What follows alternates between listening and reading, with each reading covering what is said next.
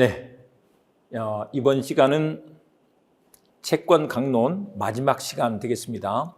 이어서 채권 총론, 민법 총칙 이렇게 진행을 하겠습니다.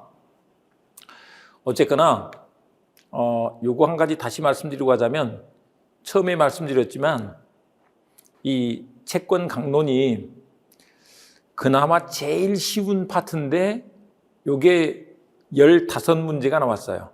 그러니까 15문제가 나왔으니 이걸 잘 공부하시는 게 필요하죠. 그래서 요거 잘 공부하시면 그냥 점수 나온다고요. 네, 그래서 충분히 합격하실 수 있다. 자, 불법행위 효과. 불법행위가 있게 되면 피해자에게 손해배상 청구권이 발생하는 거죠. 그래서 불법행위 효과로서 손해배상 청구권이 인정되는데, 불법행위 효과로서 예방 청구 이런 건 안 돼. 불법행위는 손해배상을 받는 거야. 근데 이 사건이 뭐냐 그러면, 우리 황색 신문이 신문사에서 어느 여배우의 명예훼손 기사, 옛날에 무슨 성 관련해 가지고 섹스 비디오 막 이런 것들 유출돼 가지고 난리 난 사건들이 있어요. 근데 어쨌거나 그렇게 되면, 아니 섹스를 했건 말았건 그건 사적인 영역에 있는 거니까 그걸 신문에서 다룰 건 아니죠. 근데 그거 다룰 건 아닌데 그걸 다룸으로써 손해를 끼쳤어. 그럼 불법행위예요. 그래서 손해배상 청구권이 생기는데, 문제는 이 여배우 입장에서 손해배상 받는 거 요거는 사실 양이 얼마 안 되는 거예요. 그래서 치명의 정지, 예방 청구 요거를 인정을 해야 되겠는데, 요거를 불법행위 효과로서 인정할 수 있느냐? 안 된다는 거예요. 214조를 유추해서. 요거는 뭐냐면 이제 이런 거예요. 우리 물권이 있는데 물권이 성질이 절대권인 거예요. 근데 이 명예훼손은 명예권에 관한 문제죠. 명예권의 침해인데 마찬가지로 명예권도 보다 절대권이다. 그런 측면에서 우리 물권에서 이제 물권적 청구권이 나오죠. 물권적 청구권 중에서 방해 제거, 방해 예방 청구권이 있어요. 그거를 유추해서 인정을 하더라 이 말입니다. 이따 우리 교과서에서 보실 거고요. 그 다음에 이제 민법 규정과 관련해서 우리가 앞에서 봤는데, 우리 손해배상과 관련해서는 채무불이행편에서 규정을 해요. 채무불이행편에서 사실 채무불이행에서 390조에서부터 399조까지 이 규정을 두고 있는데, 불법행위에서 요걸 그대로 준용을 해주죠. 그게 방범과대가 되더라 이 말이에요. 방범과대가 되더라.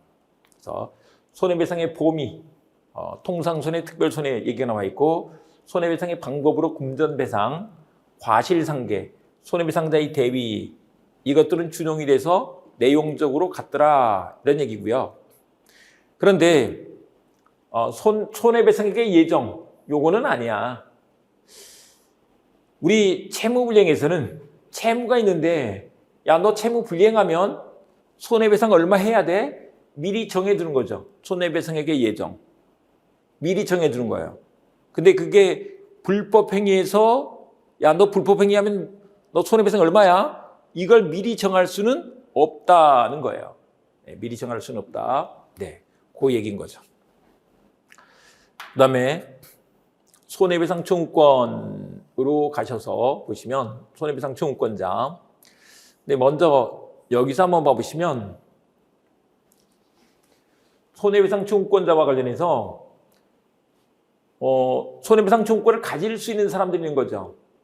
그게 권리능력자인데 자연인과 법인, 그리고 권리능력 없는 사단 또는 재단도 만약에 피해를 입었다 그러면 손해배상을 청구할 수 있는 거죠. 그런데 태아에 관한 문제가 있어요. 태아에게도 인정을 해주더라 요건데, 요게 우리 민법 총칙에서 공부할 건데 이런 원리가 있다. 권리 능력이 있어야지 되는데 이 권리 능력, 권리를 가질 수 있는 자격 있는 건데 이 권리 능력이 사람이어야 돼요. 사람이 생존한 동안 갖는 거예요. 그 생존한 동안이 언제냐? 출생 시부터 사망 시까지 이렇게 갖는 거예요. 출생 시부터 사망 시까지 갖는다. 그런데 출생 전에 태아는 아직 태어나지 않았으니까 권리 능력이 없는 거죠. 권리 능력이 없는 게 기본 원칙인데 이 태아에게 만약에 이 권리 능력을 인정하지 않으면 권리를 못 가지는 문제가 생기네. 그래서 인정해줘야 돼 하는데 이게 이제 몇 가지 문제되는 경우들에서 그걸 인정해 주는 거예요. 여기서 보시면 요게 있다. 762조에서 태아는 손해배상 청구권에 관하여는 이미 출생한 것으로 본다. 근데 제3조의 예외에 그랬죠. 아까 사람이 생존한 동안 출생에서부터 사망 시까지, 출생 시부터 사망 시까지 권리 능력을 가지는 거지만 출생 전에 태아도 손해배상 청구권을 가져. 이미 출생한 것으로 봐서 가져. 이렇게 해주는 거죠. 그런데 몇 가지 문제되는 경우에 있어서 태아를 보호해 주는 거예요. 이런 거 한번 생각해 보자고요. 가장 대표적으로 태아가 예를 들면 엄마 태중에 있는 동안에 엄마가 병원에 가서 진료를 받았는데 산부인과 갔다고 생각해 보자고요. 산부인과 가서 진료를 받았는데 그게 진료가 잘못되는 바람에 엄마 몸도 아프고 나도 기형아로 태어났어. 이런 경우 있을 수 있게 되죠. 억울하잖아요. 태어난 뒤에 억울하단 말이에요. 근데 태아니까 너는 권리 능력이 있어야 권리를 가지는데 권리 능력이 없으니 손해배상 청구권 못 가져? 억울하잖아요. 그래서 인정해줘야 되겠다 이런 것이고 또 한편 예를 들면 우리 이제 뒤에서 나올 얘기입니다만은 만약에 가족 중에 누가 교통사고로 죽었어. 생명침해를 받았단 말이에요. 그러면 가까운 사람들, 근친자라고 하는데 직계존속, 직계비속, 직계존비속, 배우자 이런 사람들은 이게 위자료 청구권을 갖는다고 법에 써놨어요. 써놨는데 내가 아직 태아인 동안에 그런 일이 생겼다고 생각을 해보자고요. 우리 아빠가 예를 들면 교통사고로 돌아가셨어. 태어나 있는 형은 손해배상 청구권, 위자료 청구권을 갖지만 나는 아직 태어나기 전이니까 위자료 청구권 없어. 이렇게 하면 억울하잖아요. 또 그렇게 해서 아빠가 돌아가셨는데 상속권. 형은 상속을 받지만 나는 상속을 못 받는데 우리 아빠 재산을 나는 상속을 못 받는데 그때 나는 태어나지 않았기 때문에 너무 억울하잖아요. 그래서 몇 가지 문제되는 경우에서 보호를 해줘요. 그런 걸 이제 개별적 보호주의라고 이렇게 말한다.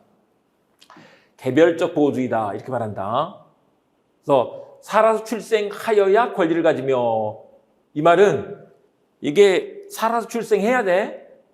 만약에 사산돼 버리면 못 가져요. 네, 판례는 정지요건설 요건 좀 이따 말씀드려 볼게요. 그리고 본다 그래서 의제를 했죠. 추정이 아니다. 네, 요것입니다.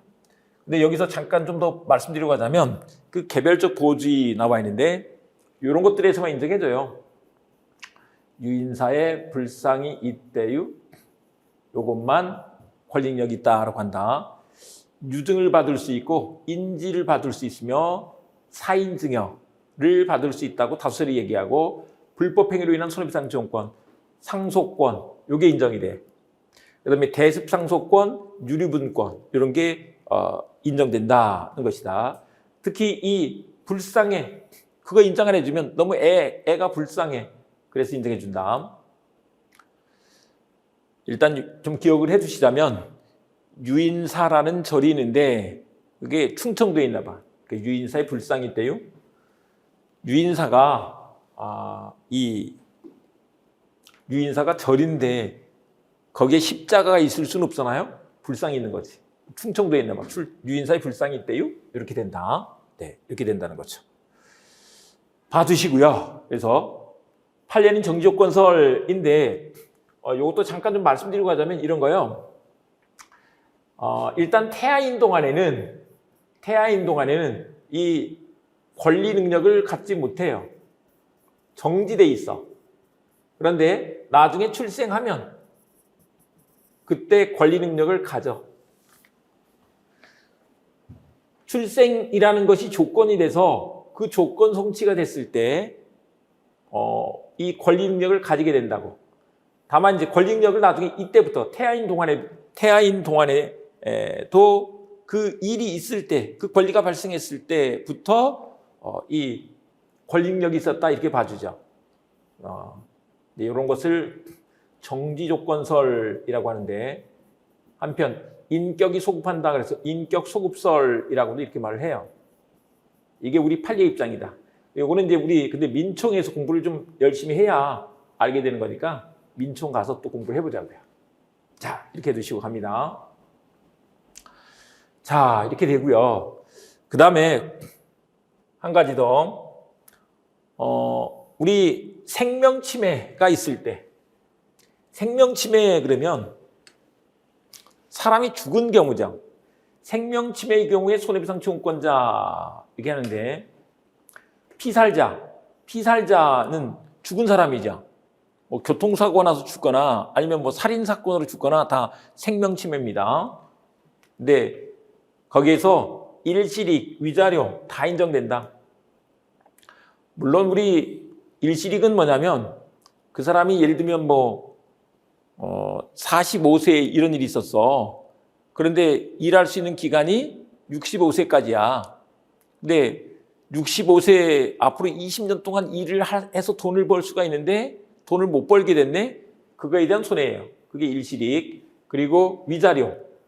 위자료는 정신적 손해에 대한 배상.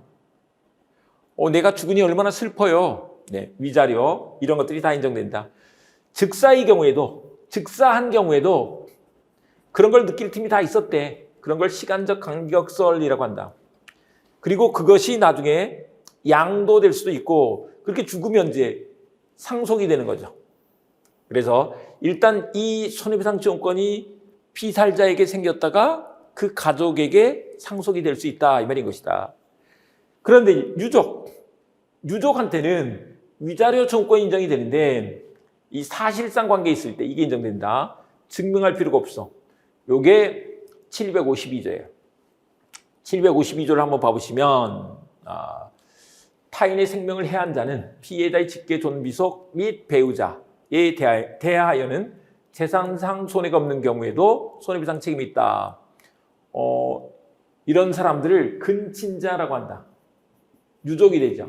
근친자에게 재산상 손해가 없는 경우에도 뭘 인정해준다? 위자료를 인정해준다. 재산상 손해 아닌 비재산적 손해 또는 우리 정신적 손해라고도 부르는데 그때 그 배상을 한다. 요 752조에 의해서 증명할 필요 없이 위자료 청구권을 가진다 이런 뜻이에요. 근데 생각을 해보면 우리 가족이 죽었잖아요. 예를 들면 우리 아빠가 교통사고로 만약에 돌아가셨어. 지금 이 강의하고 있는 시점이 우리 지금 무안공항에서 비행기 추락 사고가 있은 지 얼마 안 된 시점인데 그 가족들은 얼마나 애통하겠냐고요. 그 애통한 걸 증명할 필요는 없겠죠. 그 말인 거예요. 그 다음에 이제 이 사람들은 그런데 기타 가족들한테도 그런 걸 인정해줘야 돼. 피살자의 시어머니, 며느리. 시어머니가 직계 존속은 아니에요. 직계 존속은 내 아버지, 어머니, 내 할아버지, 할머니, 그리고 내 자식이 직계 존속이에요. 시부모는 인척이죠. 네. 며느리도 인척이에요. 우리 아들과 사는 여자인 거예요. 근데 근거 규정이 750조, 751조예요. 750조, 751조에 의해서 인정이 된다는 것이다. 네, 요 얘기가 뭐냐면 이거 한번 봐보세요. 재산 2배의 손해배상이 나와 있는데 타인의 신체 자유 또는 명예를 해하거나 기타 정신상 고통을 가한 자는 재산 이외의 손해에 대하여도 배상할 책임이 있다. 정신상 고통, 정신적 손해가 있을 때 배상해야 돼. 네. 그리고 이 항에서 법원은 전항의 손해배상을 정기금 채무로 지급할 것을 명할 수 있고 그 이행을 확보하기 위하여 상당한 담보의 제공을 명할 수 있다. 네, 여기서 신체 침해의 경우를 말하는 거예요. 신체 침해가 있을 때 제750조, 751조에 의해서 위자료 청구권이 인정된다. 이런 얘기다. 750조 손해 속에 위자료가 다 들어있어. 비재산적 손해가 다 들어가 있어. 근데 751조에서 이렇게 인정을 해주는 거야. 요게 기타 가족, 그러니까 에게도 생명 침해의 경우에 인정을 해주는 거야. 이 말이다. 이렇게 봐주시고요. 그 다음에 이제 손해배상 청구권의 소멸시효가 나와 있는데 이 조문이 굉장히 많이 나오죠. 766조 보시면 두 가지가 있는데 우리 3년과 10년이 있어요. 3년과 10년이 있다. 불법행위로 인한 손해배상 청구권은 피해자나 그 법정 대리인이 손해 및 가해자를 안 날로부터 3년간 행사하지 않으면 시효로 인하여 소멸한다. 소멸시효 돼 있네. 그리고 이 항에서 불법행위를 한 날로부터 10년을 경고한 때에도 전항과 같다. 불법행위를 한 날로부터 10년을 경고한 때에도 전항과 같다. 그랬으니까 이 항도 모두 소멸시효 기간이다. 이렇게 된다는 거죠. 이 문제와 관련해서 아니 법조문에 소멸시효 이렇게 돼 있으니까 너무 당연한 거 아니야? 당연한 거 아니야? 이렇게 생각할 수 있는데 과거에 지금은 돌아가셨는데 매우 유명한 교수님이 옛날에 서울법대에 계시던 곽윤직 교수님이란 분이 760조 2항은 제척기간으로 봐야 되는 거 아니냐 이렇게 막 주장을 한 거예요. 주장을 하신 거야. 그런데 아니 법에 이렇게 소멸시효라고 써놨는데 그게 말이 되느냐.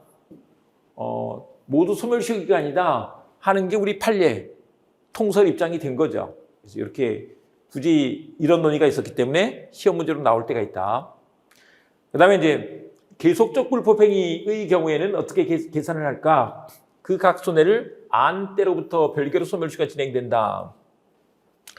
요거 잠깐 한번 보시면 이제 이런 내용인데 우리 이제 이런 거요. 예를 들면 몇 년 전부터 쭉 계속 지금 현재까지 계속 불법행위가 있었던 거야. 뭐 어느 시점 시작한 시점이 있겠죠.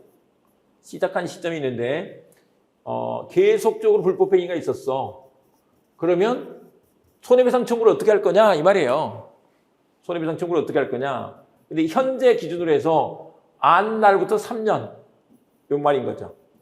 3년간 것만 손해배상 청구를 할 수가 있어. 안 날부터 3년이니까 현재 알았죠. 그때부터 3년 이렇게 된다. 그 얘기인데 됐고요. 그래서 안 때로부터 별개로. 그다음에 후유증은 새로 발생 또는 확대된 손해를 안 날로부터 소멸시효가 진행된다라고 한다. 새로 발생 또는 확대된 손해를 안 날로부터. 앞에서 우리 화해계약을 공부했었는데 이때 불법행위가 있었단 말이에요. 그래서 손해배상 합의를 했어. 그런데 나중에 예상치 못한 후유증이 생겼어. 그러면 후유증이 생긴 거는 이때부터 다시 또 손해가 생긴 거니까 그걸 안 날로부터 이런 뜻인 거죠. 그걸 안 날로부터 소멸시효가 진행된다라고 한다. 그 다음에 사망 얘기인데 사망 얘기. 요게 미성년자가 성폭력, 성추행, 성희롱 구박해 성적 침해를 당한 경우 이로 인한 손해배상 청구권의 소멸시효는 그가 성년이 될 때까지는 진행되지 아니한다. 이 성적 침해를 당했을 때 미성년자는 그걸 대응을 할 수가 없잖아요. 그래서 성년이 될 때까지는 진행되지 아니한다. 라고 이렇게 해놨다는 거죠. 2020년도에 들어와서 이걸 만들었어요. 이런 내용이 들어온 거다. 사실 얼마 안 됐죠. 얼마 안 됐는데 이걸 이제 23년도에 시험적으로 낸 거예요. 네, 알아두시고. 그 다음에 이제 손해배상의 방법이 나와 있는데 손해배상의 방법과 관련해서 이런 문제가 있습니다. 우리 민법에서는 손해배상과 관련해서는 금전배상이 원칙이에요.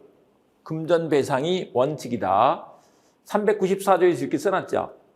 그런데 어떨 때는 원상회복도 인정이 되는데 그게 명예훼손의 경우에 특칙으로 돼 있다는 거예요. 봐보시면 타인의 명예를 훼손한 자에 대하여는 법원은 피해자의 청구에 의하여 청구가 있어야 돼. 그러니까 직권으로 하면 안 돼. 피해자의 청구에 의하여 손해배상에 가름하거나 손해배상과 함께 명예회복에 적당한 처분을 명할 수 있다. 명예회복에 적당한 처분. 근데 이제 예전에 명예훼손 사건에 대해서는 보통 이렇게 많이 했어요. 너 잘못했으니까 사죄 광고하세요. 이렇게 했었던 거예요. 사죄 광고하세요. 이렇게 했었는데 여러분 사죄 광고는 뭐예요? 내가 죄를 져서 미안합니다 라고 하는 거잖아요.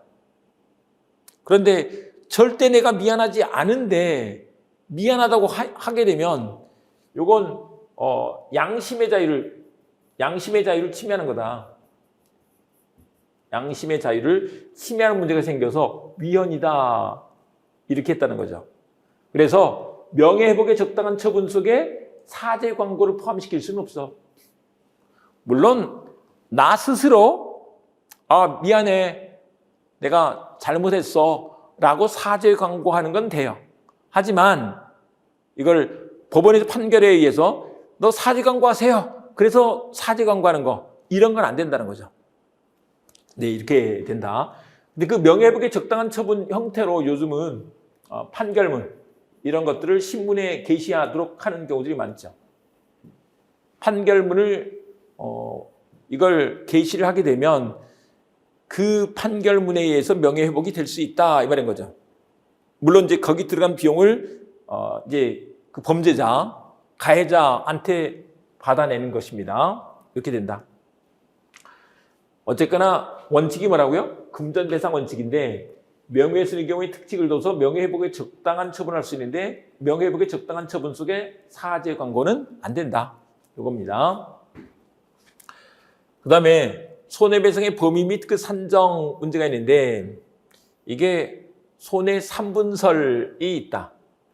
손해 3분설 요거는 뭐냐면 이제 이렇게 되는데 요거 사실 자세한 것은 우리 채권 총칙에서 공부를 할 거예요.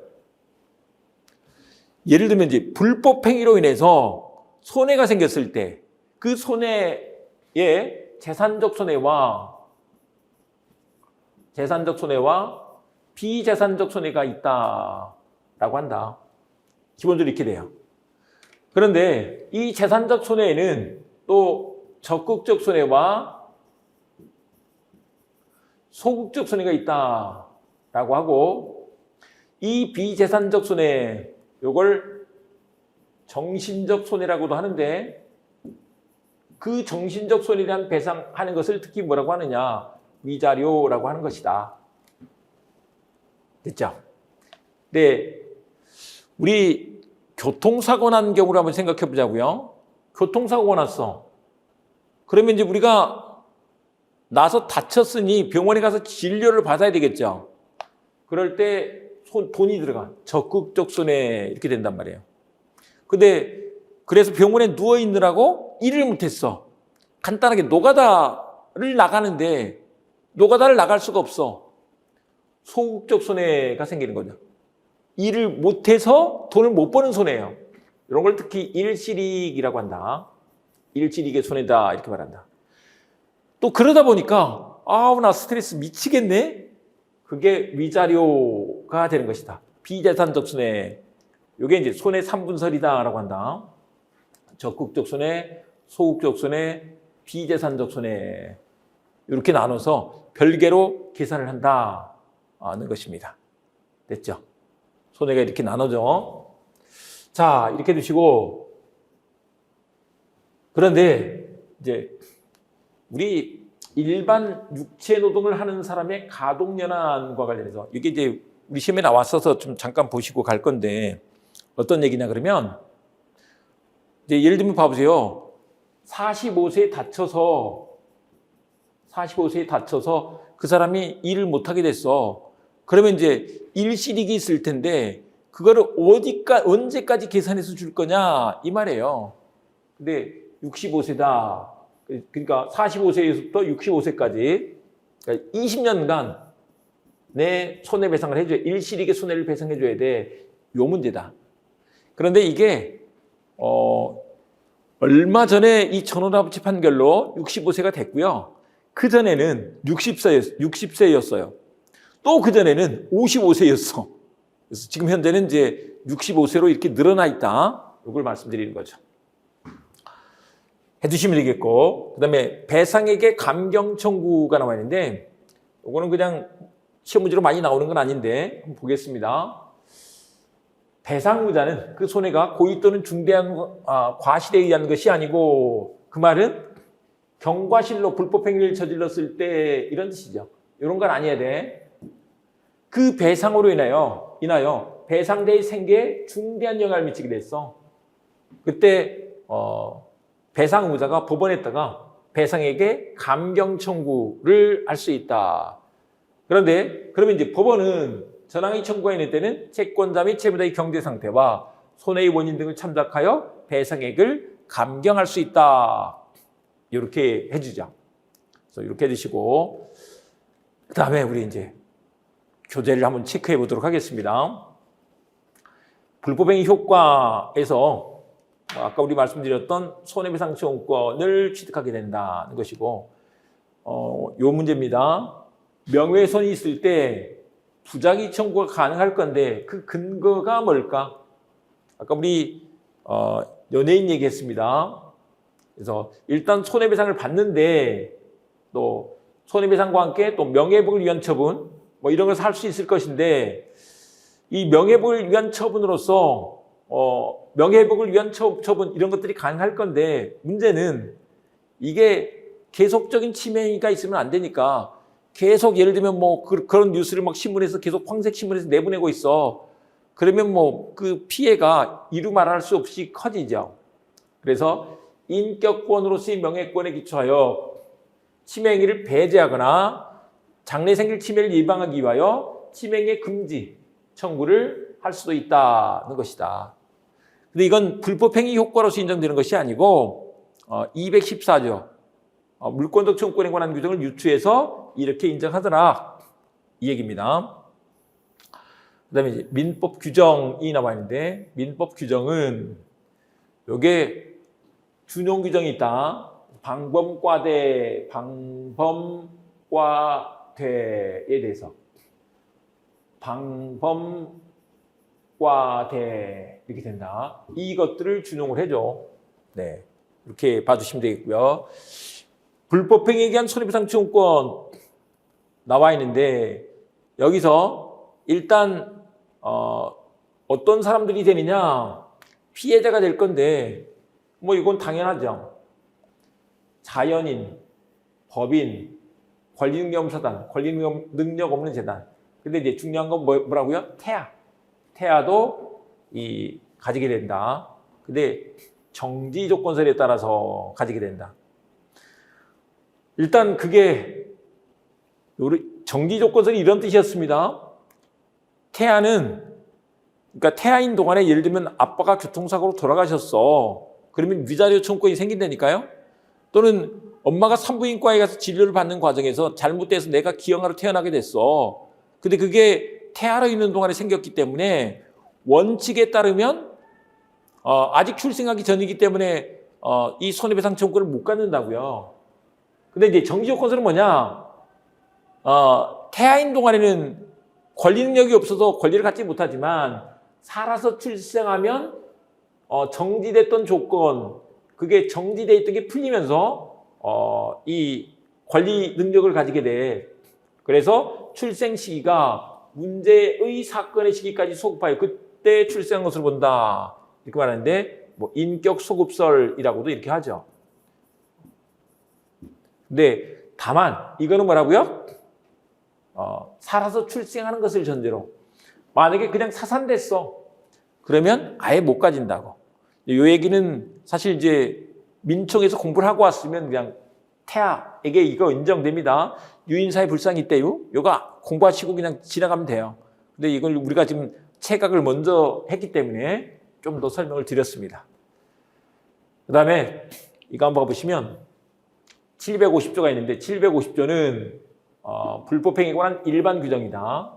그 다음에 751조가 있는데 요거는 정신적 고통을 입은 피해자에게 위자료 청구권을 부여한 규정이다 라고 한다.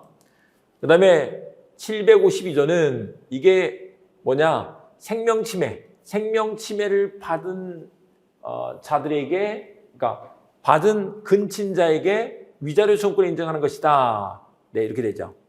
그리고 이제 우리 750조, 751조에서 거기에 규정되어 있지 않은 사람들도 위자료 청구권을 행사할 수 있다는 것이다.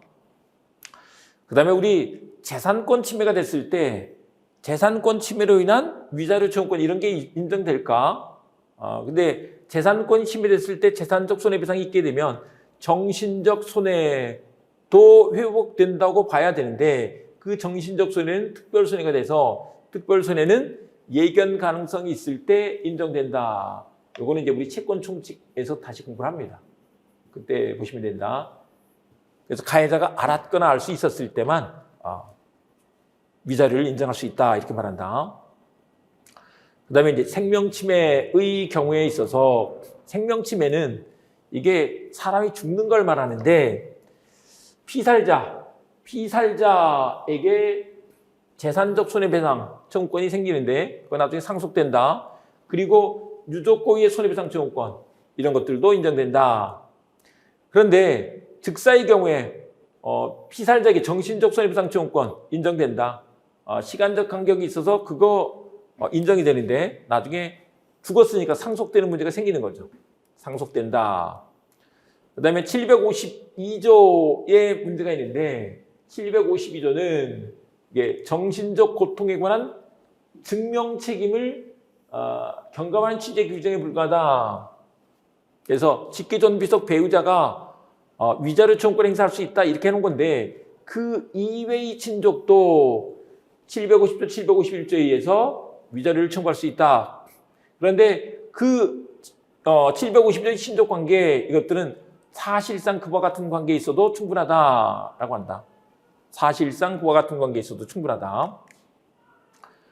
그 다음에 이제 신체 침해의 경우에 있어서 특히 여기서 문제되는 게 뭐냐면 피해자의 근친자에게 위자료 청구권 요거 인정해 준다라고 한다. 피해자의 근친자에게도 인정해 준다. 다만 이제 그 근거가 750조, 751조에 의해서 인정되더라 이런 얘기고요. 그다음에 이제 손해배상 청구권의 성질 요것들은 우리 채권 총칙에서 공부를 할 건데 고의의 불법행위자는 피해자의 손해배상 채권을 수동 채권으로 아예 상계하지 못한다. 요거는 이렇게 공부를 할 것입니다. 수동 채권이 이런 것일 때 질권이 설정된 채권, 압류금지 채권, 고의의 불법행위로 인한 손해배상 채권, 지급금지 채권일 때는 상계를 할 수가 없어. 이걸 수질압류 고지 이렇게 할 거예요. 근데 여기서 그냥 이해만 좀 시켜드리면 일단 먼저 나왔으니까 자세한 건 나중에 우리 채권 총칙 가서 공부를 합니다. 여기서 자세히 공부를 할 거예요. 뭐냐면 가해자가 피해자한테 돈 받을 게 있어요. 근데 거기서 돈을 안 주니까 가서 그냥 죽도록 좁혔네. 그래서 패놓고 폭행, 상해, 고의의 불법행위를 저지른 거죠. 그리고 야, 너 나한테 갚을 거로 퉁쳐. 이렇게 하면 안 된다 이 말이죠. 이렇게 되면 불법행위를 유발시키는 문제가 있잖아요. 그리고 또 피해자가 당장 다쳤는데 치료비 받을 수 있게 해주는 게 맞겠잖아요. 그래서 그런 상계는 하면 안 돼. 이렇게 한 것입니다. 그다음에 양도성, 상속성 얘기했고, 그다음에 이제 손해배상자의 대위 이것들도 채권 총론 가서 더 자세히 공부를 하면 됩니다. 그래서 하시고, 그다음에 손해배상 청구권의 소멸시효 얘기했습니다. 여기 두 가지 소멸시효 기간 3년과 10년 그리고 미성년자의 경우에 성적 침해를 당한 경우에는 성년이 될 때까지는 진행되지 않는다. 네, 성년이 될 때까지는 진행되지 않는다라고 이렇게 말한다.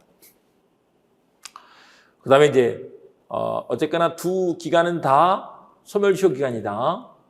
됐고, 그다음에 시효 기간의 기산점과 관련해서 3년의 소멸시효 기간에서 손해 및 가해자를 안 날인데 후유증일 때는 어떻게 될까에 관한 문제가 있다는 거예요. 그런데 거기는 그게 판명됐을 때, 후유증이 생겼다는 것이 판명됐을 때 알았다고 봐야 한다. 또 계속적 불법행위의 경우에 있어서는 날마다 새로운 불법행위가 생겼고 안 때로부터 별개로 소멸시효가 진행된다. 그러니까 그때부터 계속 알았으니까 그거로부터 3년 것만 되는 거죠. 현재 시점으로부터 3년 전 것까지만 손해배상을 청구할 수 있다. 더 오래되면 안 된다. 이런 얘기인 거죠. 그 다음에 10년의 소멸시효 기간이라고 하는데 불법행위를 한 날과 관련해서 이게 손해의 결과가 발생된 날, 우리 이제 이런 거 한번 생각해 보자고요. 사람을 폭행을 해서 그 사람이 죽었어. 사망에 이르렀어. 이렇게 됩니다. 근데 이게 예를 들면 1월 10일 날 폭행을 했는데 죽은 날은 1월 15일이에요. 그러면 1월 15일 날 불법행위를 한 날을 1월 15일 날 이렇게 한다는 거죠. 현실적으로 손해의 결과가 발생한 날인 것이다. 그 다음에 손해배상의 방법에서 금전배상 원칙이 있다. 금전으로 배상되어야 한다. 이게 원칙인데 원상회복이 인정될 때가 있는데 특히 명예훼손의 경우에, 근데 명예훼손이 있을 때 피해자의 청구에 의해서 이제 손해배상에 가름하거나 함께 손해배상 대신에 명예회복에 적당한 처분할 수도 있고 손해배상과 함께 명예회복에 적당한 처분할 수 있는데 그 명예회복에 적당한 처분 속에 사죄 광고를 포함시키는 건 안 돼. 그건 양심의 자유를 침해하는 것이어서 안 돼. 이렇게 하고 있는 것이다. 네, 이렇게 받으면 되죠. 요 판례는 잠깐 한번 봐주실 건데 언론 매체에 의한 명예훼손에 있어서 위법성 조각 사유가 나와 있는데 이건 이제 형법에서 나오는 개념이에요. 사실을 적시하여 타인의 명예를 훼손하는 행위를 하는 경우에도 그것이 공공의 이해에 관한 사항으로서 그 목적이 오로지 공공의 이익을 위한 것일 때, 공공의 이익을 위한 것일 때는 위법성이 조각돼 이렇게 되는 거죠.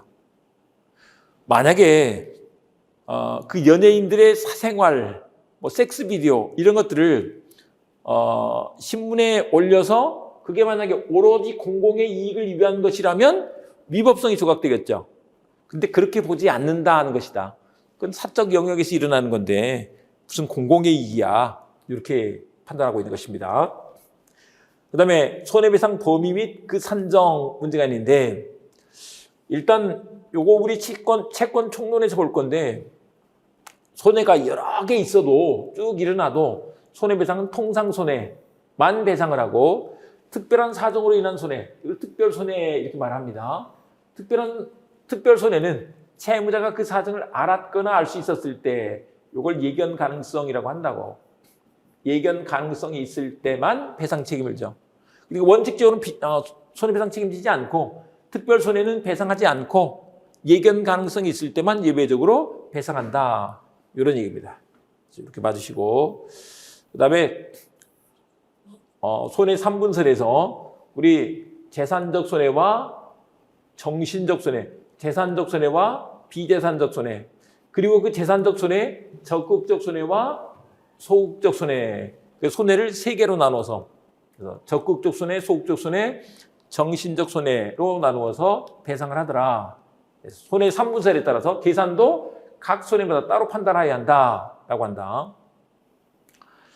불법 행위에 의할 재산권 침해 등 경우 위자료를 인정하기 위한 요건인데 이것도 우리 채권 총론에서도 자세히 봅니다만은 재산권 침해가 됐을 때 그 재산적 손해배상이 있으면 정신적 고통도 회복돼. 그러니까 정신적 손해배상을 따로 청구할 건 없어 이 말인 거죠. 그런데 그게 특별한 사정으로 인한 손해가 된다라고 한다면 특별 손해가 될 수 있죠. 근데 그때는 알았거나 알 수 있었을 때 그걸 특별 손해로 보아서 예견 가능성이 있을 때 위자료를 청구할 수 있다. 이렇게 말한다. 그다음에 재산적 손해의 산정과 관련해서 소유물이 멸실 또는 훼손된 경우 이게 강의 노트에 정리되어 있지 않은 것은 채권 총론 파트에서 따로 통상손해, 특별손해 하면서 정리를 해놨기 때문에 여기는 안 돼 있는 거다. 채권 총론편에 정리되어 있다. 근데 여기서는 한번 교과서니까 한번 보고 가자고요. 소유물이 멸실됐을 때 얼마를 배상해 줘야 될 거냐 이 말이에요. 그때 그 교환 가격, 물건 값을 주면 되죠. 근데 가격이 등기했네. 등기는 가격이 올랐다 이 말이에요. 그때는 특별손해가 된다. 다시 특별손해는 배상하지 않는다. 예견 가능성이 있을 때 배상한다. 이렇게 말한다. 또 불법행위로 영업용 건물이 멸실됐을 때 그때는 휴업손해를 배상해야 한다. 휴업손해는 장사를 못했잖아요. 장사 못한 것에 대한 손해를 배상해야 된다는 것이다. 그 다음에 소유물이 훼손된 경우에는 이게 수리가 가능하다면 수리비와 수리기간 중 통상의 용법으로 사용하지 못함으로 인한 손해가 통상손해가 되다. 수리비가 들어가고 그동안에 또 장사를 못했잖아요. 그게 통상손해가 된다. 근데 수리가 불가능해. 그러면 그때는 훼손 당시의 교환가치, 요 교환가치 그러면 물건 값이 되는 거죠. 그렇게 계산하는 것이다. 그 다음에 이제 부동산의 불법 점유가 나와 있는데, 요거는 뭐 시험 문제로 많이 나오는 건 아니지만, 부동산의 임료 상당액, 만약에 그걸 세를 줬으면 세를 얼마 받을 수 있을 건데, 이 말인 거죠. 이렇게 생각해 주시면 되겠고요. 그 다음에 이제 생명침해에서 우리 가동연한 65세로 보고 있다는 것이다. 그 다음에 정신적 손해의 산정이 나와 있는데, 요것들은 뭐 특별한 게 없습니다. 과실상계, 손익상계 이런 것들은 총칙에서 다 공부를 합니다. 채권 총칙에서 공부를 할 거니까 그때 보시면 되겠고, 그 다음에 이제 배상액의 경감 청구가 있죠. 근데 이거는 뭐 조문대로 우리가 알아두시면 되겠습니다. 그거 다 우리 공부를 했으니까 충분하겠습니다. 자, 여기까지 해서 우리 채권 강론. 문제가 민총에서 15개, 채권 총론에서 10개, 채권 강론에서 15개. 근데 이제 이 계약의 일생 측면에서 보자면 계약은 우리 계약을 먼저 하는 게 중요한 거죠. 근데 그게 채권 발생이에요. 약정 채권이 발생하죠. 그래서 우리 계약 15가지를 공부했습니다. 증여에서부터 화해까지. 그리고 이제 법정 채권, 법률 규정에 의해서 생기는 채권으로서 우리 사무관리, 부당이득, 불법행위 이 세 가지를 공부를 한 거죠. 말씀드렸다시피 우리 부당이득이 무조건 한 문제 이상, 그 다음에 이제 불법행위가 2문제 이상 이렇게 출제가 될 거라고요. 근데 지금 이 시간까지 해서 25강을 했는데 25강 중에서 15개가 나올 거니까 완전 개꿀인 거죠. 요것만 잘 하셔도 여러분들 사실 점수가 꽤 나오는 거잖아요. 네, 그래서 한번 이렇게 도전하시면 되겠고, 이어서 우리 채권 총론 그리고 민법 총칙 이렇게 진도 나가도록 하겠습니다. 쉬었다가 이제 채권 총론으로 들어가 보도록 하겠습니다.